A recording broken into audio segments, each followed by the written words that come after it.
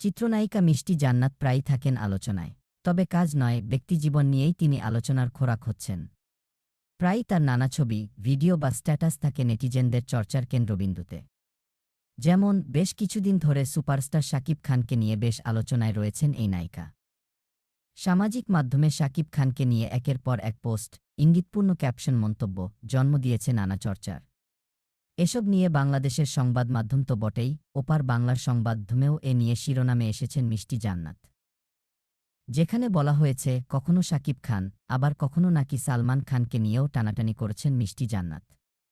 এ নায়িকাকে নিয়ে যখন আলোচনা তুঙ্গে, তখন গুজব ছড়ায় দুবাইতে গাড়িতে বসে ধরা খেয়েছেন নায়িকা।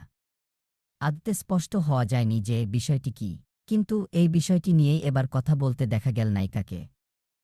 আর সেখানে রীতিমতো কড়া গলায় আক্ষেপ করেন নায়িকা। সম্প্রতি ভাইরাল একটি ভিডিওতে দেখা যায় সাংবাদিকদের সঙ্গে চড়াও হয়েছেন মিষ্টি জান্নাত। সেখানে নায়িকা বলেন, আপনারা যেখানে নায়ক নায়িকাদের বিক্রি করে খাচ্ছেন, আপনারা কেন এভাবে আমাদের মানসম্মান নষ্ট করবেন? তিনি আরও বলেন, এর আগেও আপনারা নিউজ করেছেন, শাকিব খানকে নিয়ে ভুলভাল নিউজ করেছেন। এখন নিউজ দেখছি গাড়িতে বসে ধরা খেয়েছি। কেন ভাই, এভাবে আমাদের লাইফটা হেল কেন করছেন? দুবাই এমন একটা জায়গা, সেখানে ধরা খাওয়ার কিছুই নেই।